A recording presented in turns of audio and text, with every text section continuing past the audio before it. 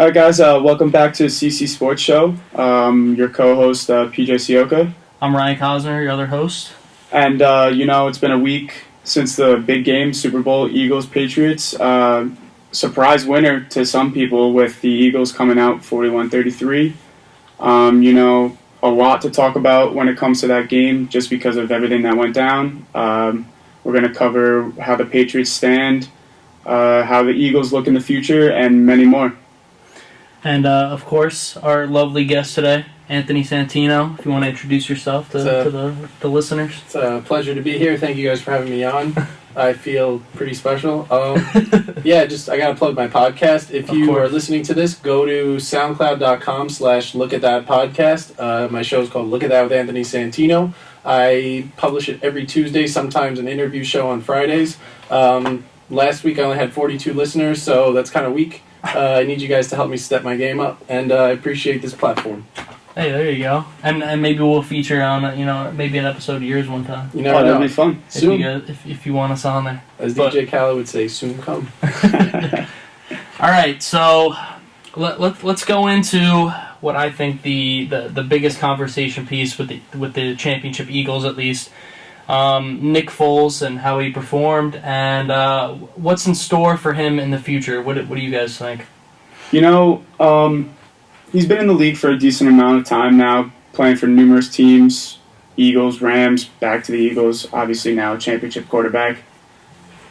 I don't think the Eagles will take him back just because of the year Carson Wentz had, and if you waste a high draft pick on a guy like Wentz, he's your guy. Now, do I think Foles is a bad quarterback? No, not at all. Because clearly you saw that he can show up on the big stage. MVP performance. And I do think a team will pick him up in the offseason. It's just exciting to see who's going to be. Yeah, that's right. I think he'll likely depart. I mean, it would be cool to see if he stayed and maybe they just kept like a cool quarterback dynamic. Wentz will obviously get his job back because he earned that. But, yeah, it's tough. It's tough to give him up. He's probably gone. He's a free agent, right? I guess, going into the offseason? I'm pretty sure he is, and teams that are just looking for that quarterback position that have been for so long. I'm thinking like the Browns, Jets. Maybe the Jets. That'd be great. Maybe the Giants, potentially. They don't draft one, who knows? The Jets will have to name MetLife Stadium after him if they land that. In this sense, It also ends up coming down to where the other quarterbacks go. You got Cousins, You got all these other guys who have no jobs next year, and all these teams who need that position filled, so it should be a fun offseason. Can't wait to see where he ends up. And I just know these other teams are licking their chops right now in MVP performance. I didn't see any, dwindle of his performance in the Super Bowl. It looked like he had been there before and that he looked like he was comfortable. And, he looked like Tom Brady did, in the Super Bowl, but, obviously, he got the win, and the fake Tom, we'll call it. Maybe it's the catch. Maybe that was the difference maker because he caught his pass and Tom Brady didn't. But same play too. Yeah, but it's we'll see. It's exciting stuff. Now with the Patriots, and I think another big topic going on with them is what's the status with Gronkowski? What do you think he's going to do? What's his future entail here? They sat down with him after the game, and obviously a lot of controversy about whether he was 100% coming back from that vicious hit in the AFC Championship game. Now, a reporter asked him if he thought about retiring, and let's be real, he was honest and said he has been having thoughts. He's had numerous concussions now. Now, do you honestly think a player like that it could end his season short because of concussions, or, is he kind of just trying to start some buzz around the sports world and try to, generate some talk about the team who honestly just came up short? I think, honestly, it was just, a tough moment for him because, I think other players who were interviewed Brady said, we're fresh off a loss. Everybody draws back to that Gronk. He just, stood still for 10 seconds, didn't know what to say. He's definitely had those thoughts to retire. I think he's probably realistically going to return because we always talk about, he has a tough enough time putting thoughts together in interviews. So, but no, and people would say on TV, if he's smart, he could get away from the game, make over $1 million a year in sponsorships, if not more. He can do game shows. There's so much he can do. But at the end of the day, these guys are competitors. I think he still feels like he's young. He's got enough in the tank to go. Whether it will affect his health or not, a lot of these guys, like we were talking about it in class earlier, like they don't think about that all the time. They think about their health maybe before and after games, but when you get that like feel of competition, when you're in the game, it's kind of like you're just blacking out in the sense that just the adrenaline that's keeping you going. You're just playing the game you grew up loving, and it's tough. And some may say those talks of retirement come because of the loss. You're going into the game riding high. You have a chance to tie the record of 6 Super Bowls, and you come up short, essentially. And now you start to question whether you still want to pursue this career or, hang them up and start your career somewhere else, I think it has a lot to do with players in the league taking, attention to Gronk's health and the state of his body, honestly. And from every game that you watch, when they're tackling him, nobody's tackling him above the waist because it's almost impossible to begin with. But they also know a lot of his weak points are in his legs and his knees, right? And when you're a big guy like that, you're just prone to more injury, in the lower half of your body. So. I think that has something to do with, his thoughts right now, and people are targeting. I mean, even if you look in the Super Bowl, look at all the tackles and everything else. I mean, he ran over a bunch of people, sure, but, that still takes over time, it takes a toll on you, for sure. And, someone who suffered, like, a pretty serious knee injury and whatever else, and, like, when you hurt your lower half of your body and your legs and your knees especially, like, there's something always in the back of your mind, no matter what, when you're doing whatever, whether it's a contact sport or just running around, because one sharp movement here or one hit, a wrong way can really change everything. So I think, coming from my perspective, maybe that might be something that he's thinking about too, as well as, what's the state of the team going to be next year? And I know we wanted to talk about the coaching staff a little bit, if you wanted to go into that. Yeah, I mean, breaking news, Matt Patricia officially signed with the Lions as their head coach. Obviously, his defense was not spectacular in the Super Bowl, but no defense was. I saw a statistic saying the defense under him was averaging like 15.9 points a game given up, which was like the best or one of the top bests like in the league during that span. Another thing is Josh McDaniels officially pulling out of the Colts job. Now it should be interesting to see how, Brady, another year under his belt. He's getting older. He has the same coach, so it could be interesting to see how they kind of rebuild this team and what they can actually do now that McDaniels and Belichick are staying for what it seems. And it's a long offseason, so you never know what can happen. But I think it should be an interesting offseason for the Patriots trying to fill those spots, I also thought it was interesting, like, obviously how the whole Garoppolo thing went down. That was big news when it happened. Now it's teetered off a little bit. Mm-hmm. But, now it makes more sense. You say, okay, that is a starting quarterback. He got a lot of money, so obviously that's not a fluke. But I'm curious to see what their backup situation is going to be going forward, or who's going to succeed Tom Brady when he does eventually decide to hang the cleats up, because realistically, they had the whole Tom vs. Time documentary on Facebook, and they're trying to gas it that he's going to go on forever and he'll be slinging in his 60s, but I don't know. It's just, like, do you guys have any thoughts on who you think they're going to kind of pursue to either succeed or to maybe be his backup in the interim? It's tough to say, because, you brought up a great point with, them saying that he's going to be slinging it, in his 60s, because it seems like everything I hear is that, nobody has seen signs of him slowing down. I really haven't. I don't think you guys have. There's not a lot of, evidence for Tom Brady to be slowing down. So, I mean, do I see him exceeding, more than, 3 or 4 more years? I don't think it's really possible. I mean, hey, would I like to see it? Yeah, even though I hate the guy, as a diehard Giants fan, I hate the Patriots, In this Super Bowl, I was hoping for, a tie and, a power outage that the game had to stop and no winner would have been decided, honestly. But, I don't know. It's tough to say. I don't know.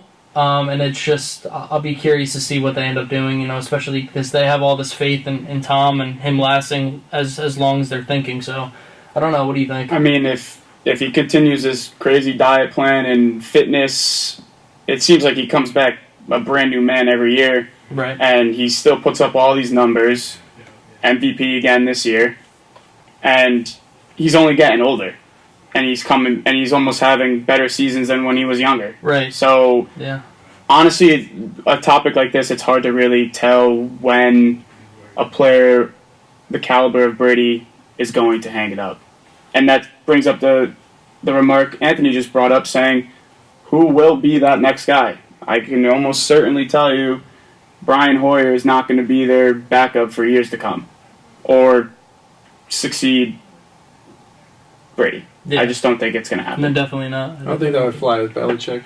No, I just don't think he's the right fit for that offense. Now, do they try to, draft a guy out of college, kind of develop him, or do they find a 3 or 4, maybe even 5-year vet who doesn't have a team and kind of show him the ropes and prepare him to take over when Brady's era is over? Or do they bring Nick Foles to the dark side eventually down the road? That's an interesting point because that could be a possibility. Now, will he settle for being a backup quarterback again after winning an MVP in the Super Bowl? Probably not, but who turns down playing for Bill Belichick in that high-caliber offense? So, like I said, long off-season, and it should be exciting to see what news develops over the next couple months. There's a couple teams in that boat with the veteran quarterbacks that are on their way out, and the question is how much longer will they have them, and what their plan is in the future. And just to go back, I don't want to backtrack too far, but about the Gronkowski situation, Anthony, you had brought something up that I wanted to comment on. I just remembered. You were talking about doing game shows or something like that. And, he got approached, I know, by Dwayne Johnson, The Rock, about getting into acting. I don't know if that's why you brought that up, or if you even heard about I that. didn't know about that, yeah. But Actually, yeah, yeah, I heard about that. he had gotten approached by The Rock. I don't know if it was on Twitter or online or something, but about getting into acting. And honestly, if he doesn't come back, I think that's something that he could just seep right into and get into. And I don't think he would be missing a beat with that. He's just that personality that he has. I think he's a likable guy by a lot of people. Maybe not. Not to mention, he's made a myself, couple but cameos in Right, a couple of right. recent movies that came out, whether it was a year or two ago. So he kind of has the idea so far. So hey, if he feels like he needs to leave the game, he's got something waiting for him, whether it's acting or even analyzing. Yeah, honestly, I don't know if I could see him on TV maybe analyzing the game too much. I mean, obviously he has great knowledge. He's a professional NFL player, but I don't know if I'd be able to take him seriously if he's trying to break down the game to me. But hey, He'd be like the football Bill Walton. Like, he was gonna go off on his own tangents. Like, that guy. yeah. He took a crazy hit there, and he put in like the craziest. Hey, but terms maybe ever. Be good. a new crazy guy is necessary. I mean, Gruden's gone now because he's back into coaching. And he's always the guy that went on the tangents, every once in a while, and how to get back on track. Right. So hey, he's got a bunch of He definitely has options, that's for sure. So what are let's get into some of the plays, maybe some of the more finite parts of the game. What are some things that stood out to you guys when you were watching? Like we said before, both defenses really didn't show up. But when it mattered the most, Brandon Graham strip sack. Yeah. I think that was probably the only turnover, 100%, and the only sack that was made during that entire football game. Now, I don't know if the offensive linemen were just fired up and ready to go, or, that both offenses were just clicking. Yeah, because that was a lot of the argument that I had been having with people, when I had been talking about it after the game was over, was I was just like, I didn't see any defense really be played until that last drive, and a lot of people would argue, Nick Foles was just dropping too many dimes, or Tom Brady was dropping too many dimes, it was impossible to defend. I'm like, okay, you can make an argument that the quarterback was finding, the openings in the field, maybe some 4, 5, 3-yard passes here and there. That's gonna, you're gonna chunk down the field if you consistently complete those passes. But it's like, look at the history of the Super Bowl, and especially with the Patriots as of late and this dynasty team that we've all come to know and love or hate, whichever. When the Giants had played them in the Super Bowl, what was the key to success and the key to winning that game? Obviously, the late fourth quarter comebacks, obviously, but the defensive line getting in there. Tom Brady was either being rushed or he was on his butt or being sacked, almost at least 80% of the time, and that's the key to the game right there. And like you said, there's 1 sack in the entire game, so it's tough to win games. And like that. to add on that, there was only 1 punt the entire game. Exactly. That's which you don't see that often at all, especially in the Super Bowl.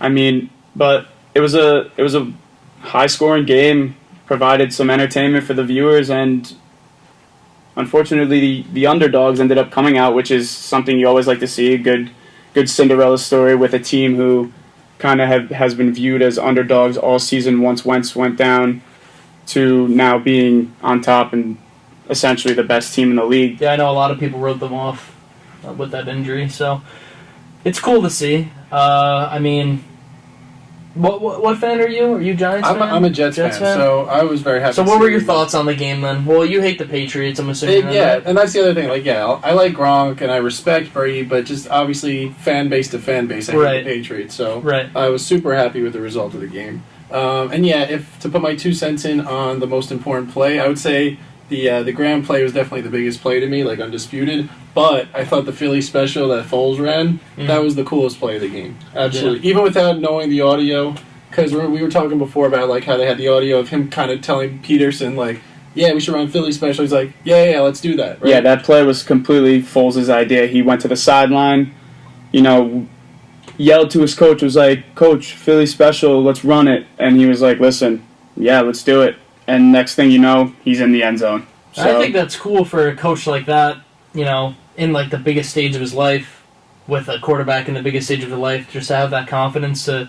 Now, was it confidence, knowing that it was going to be successful, or was it that, we're here, let's have fun with it kind of thing? Or a mixture, honestly? I think it's a bit of both, because, when that play happened, they were moving the ball. They weren't having very many issues on the offensive side of things. So when your starting quarterback has the confidence to specifically call out a play that he feels would be the right call in this situation, I think as a head coach you got to be like, you know what?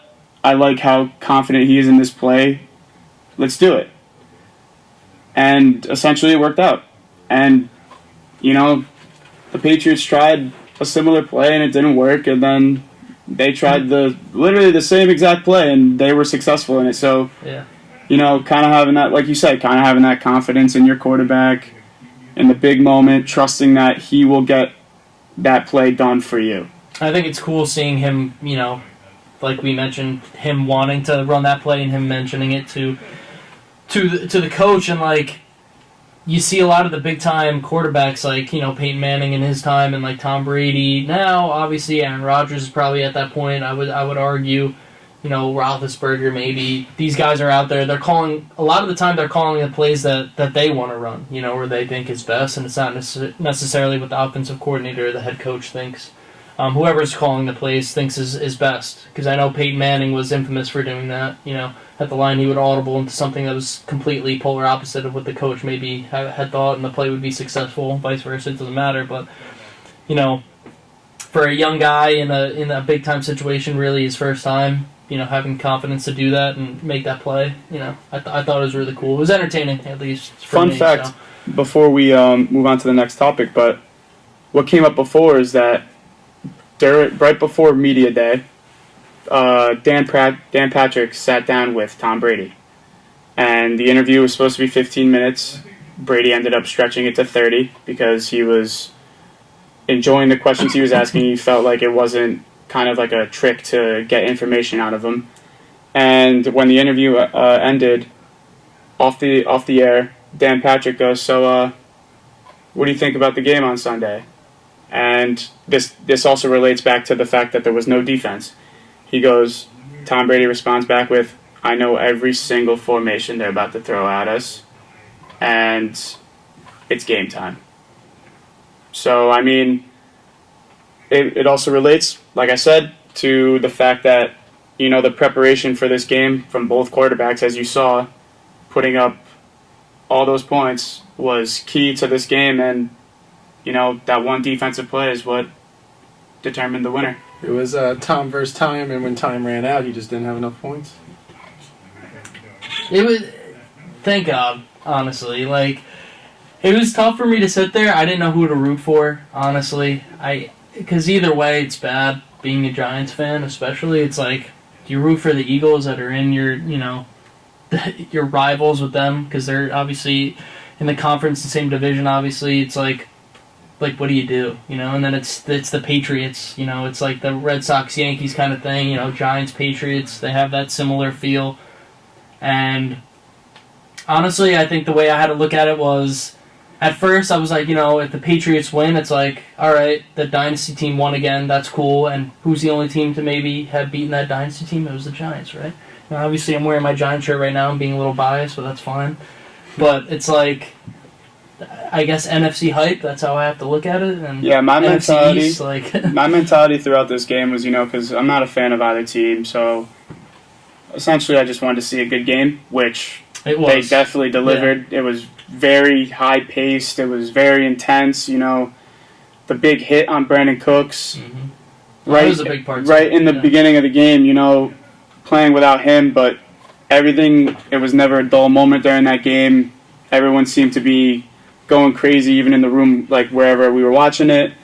And I would have to say it was probably one of the better Super Bowls we've seen in the past couple of years. I was just happy to see there was no quit in anybody, because we had seen the Super Bowls. I think everybody knows what I'm talking about with Cam Newton when he just didn't dive on the football, showing signs of giving up or not really going as hard as you should in the biggest game of your life. So that was cool to see. I didn't see any quitting anybody. So, any other plays that stuck out to you guys? Other than the Cooks play, that's a key target for the Patriots offense. He's been doing it all year. He's Brady's go-to deep ball receiver. To see him kind of get hit like that was a little scary at first, although, not going to lie, that was a clean hit. It was a very, very well-played ball by Jenkins. And, other than that, I mean, it was just kind of like constant offense, kind of responding to each other, answering back whenever the other team scored. And then, in the end, like Anthony said, Tom ran out of time.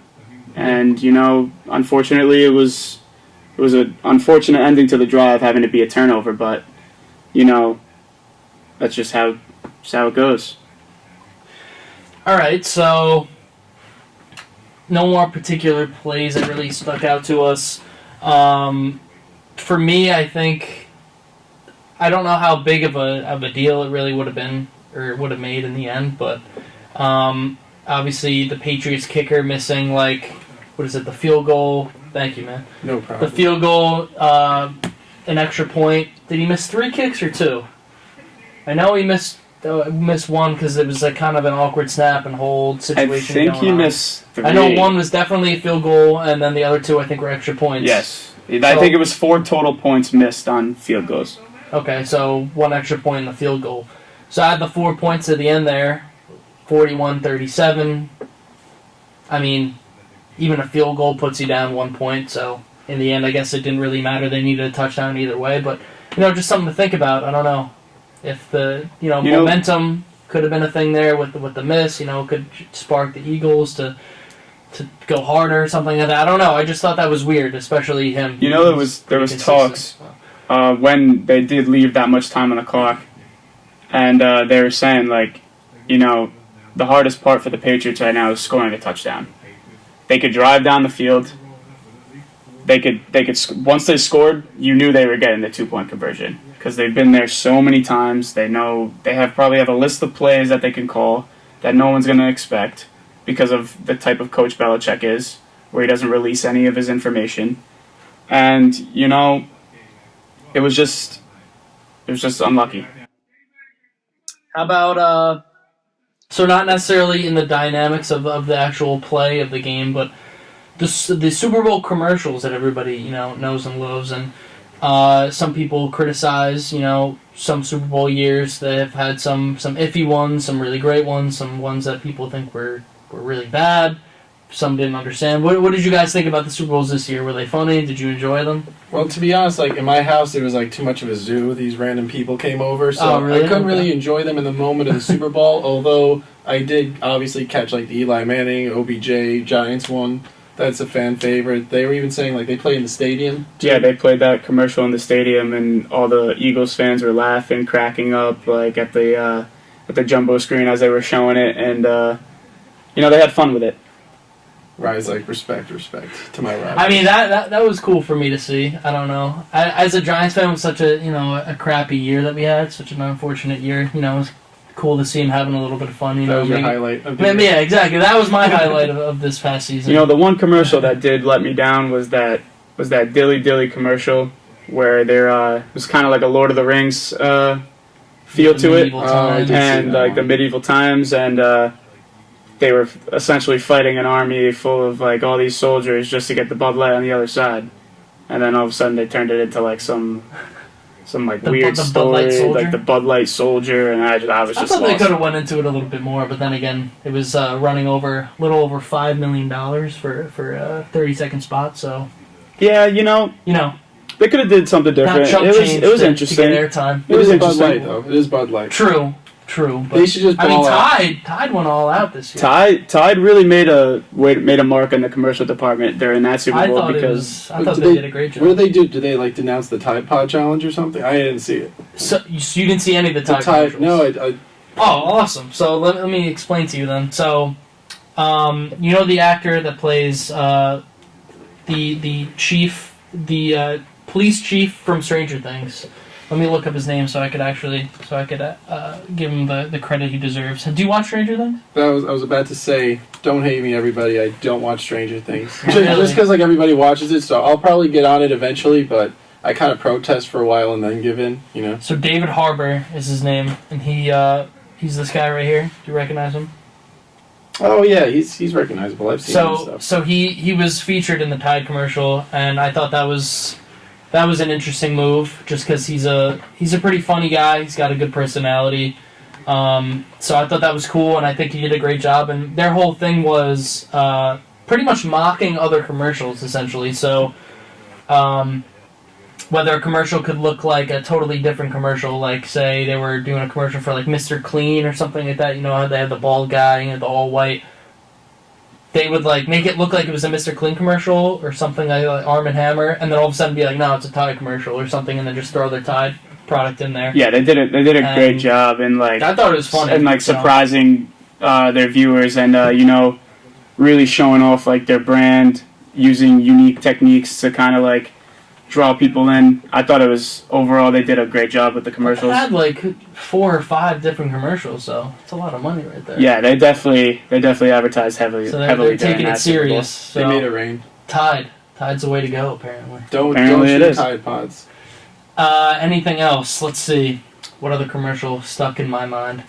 I think the Doritos Mountain Dew commercial was really good. Obviously with Tyrion from Game of Thrones. Tell me you watch Game of Thrones. You don't watch that either? Stranger Things, Game of Thrones. I just start Peaky Blinders. I feel like that raises my stock a little bit. Okay, all right. Do you guys watch Peaky Blinders or no? I do not. I don't. So all right, so I got. So we're 2-1 here. Those are the cards I'm throwing into the ring for this argument here. I thought that was funny. Because I did feel behind. And what do you think makes a good? Because I'm in a sport media class right now, and we just had to actually write a paper on the Super Bowl and just the way the media had covered it and whatever else, and how the commercials were. And so, what do you think personally makes a good Super Bowl commercial? Is it the funny part of it? Is it the clever part? What do you think? I think cameos. Like if you get I think there was Morgan Freeman was in one, but they had like a lot of other celebrities. Right. I forget if it was Visa. That was with the Mountain Dew Doritos. Like I think I caught some of that. Like I like seeing like celebrities because say you watch a movie, say you just go with it. Like Brooklyn Decker was a star, and Andy Roddick's her husband, who's a tennis player. And tennis isn't a major U.S. sport, but he's kind of recognizable, I'd say. So me as a tennis fan, I got hyped to see him. But just imagine on a mainstream level, like Morgan Freeman pops on your screen during the Super Bowl. If you're drunk or sober, you're excited. You know, it doesn't matter. Yeah, just kind of giving the audience something that they've never seen before, whether it's adding comedy, adding certain strategies or techniques, maybe like a story mode, like the Bud Light one, like where it's to be continued, and then you're antsy, waiting to see like what's the next part of it. I think stuff like that, and maybe even a combination of all 3 or 4 of those that I just listed, is what kind of justifies whether or not your commercial is like solid and really getting to the viewer's like mind or not. Yeah, like I like them to be outlandish. Like there was one a few years ago, I forget if it was Starburst or what the company was, but they had like a horse or even a unicorn like jump through like glass like in a building. Pretty sure that was Icebreakers. Oh, the Icebreakers one? Right, yeah. That's just gold to me. I love it. And then they start riding the unicorn out of the office. Oh, yeah. It's not witty or smart at all, but it's all I want. It's what I want on my Super Bowl. It's simple. It's simple, funny, and easy. Well, yeah, that's the big part, is what you just said right there, making it simple. And this is what we talked about in my class, was like, a lot of the time people pay all this money and they want all these elaborate commercials, and it's just like, sometimes people don't necessarily understand it right away, and then you're missing out on that opportunity to capture, what you want in the audience if it's too confusing or people don't understand it. So a lot of the time, the more simplistic, and funny, obviously, always does well. And then Budweiser, was kind of tugging at the heartstrings this year with the commercial about the hurricanes and whatever else. And now they stopped production of actual beer and they started putting water in the cans. I don't know if you guys caught that one. I did. I thought that was cool, and it was nice to see. Just as the U.S. coming together and big companies like that, helping out our country when we needed it. So I thought that was cool too. I thought that was another great advertisement, great use of the 30 seconds, and just stuff like that is cool to see. And I know a lot of people watch the Super Bowl who aren't big sports fans, watch it just for the commercial. So I heard a lot of good things about it. So hopefully they enjoyed it for that cause. But other than that, I think that might wrap up just this episode, the Super Bowl special here. Next week on CC Sports, we're going to talk a lot about the NBA. Is going to be a big topic. A lot of big blockbuster trades. And the MLB as well. Spring training right around the corner. Right around the corner, exactly.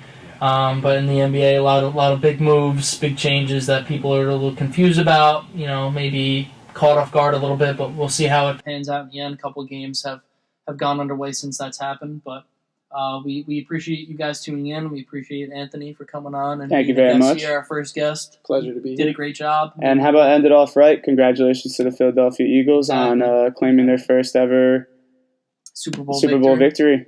We'll see what the next season entails for all the teams in the NFL, especially the Eagles and the Patriots, which everybody's eyes will be on next season. So thanks for everybody tuning in, and we'll see you next time on CC Sports.